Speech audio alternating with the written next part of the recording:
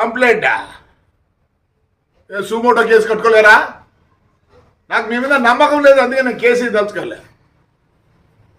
పట్టకపోయి case రాపించుకొని నేను వద్దంటే మళ్ళీ రాపియాలంటే వద్దు కేసు అని. సుమోటో కేసు కట్టి చేసుకోండిరా, లేదా సుమోటో కేసు కట్టకూడదా? మీ మీద నమ్మకం ఉంది నాకే. న్యాయపరంగా ఉంటే నమ్మకం ఉంటుంది. ఎస్పీ గారు నమస్కారం. నాకైతే కేసు వద్దండి, నాకేం కాదు.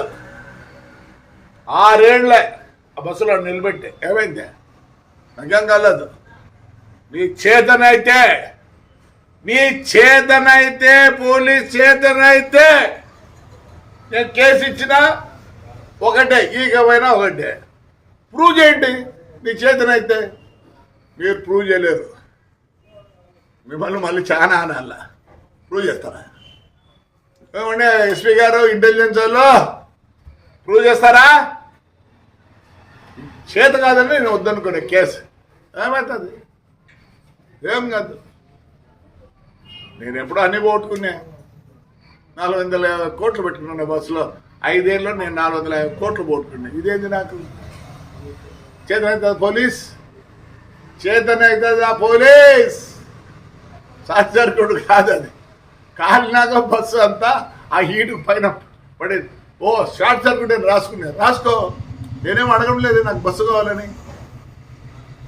చూడండి మీ ఎక్స్ఎంఎల్ అండి బాబావాడు మళ్ళీ అంత ధైర్యం లేదు వాడికి. పాపం అంత ధైర్యం లేదు వానికి వాని పేరు పెడతారు.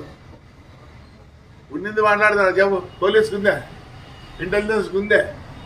షార్ట్ సర్క్యూట్ అది పైరోని చెప్పు, షాక్ తగలేదా? అటు ఉంటాయి చూడండి.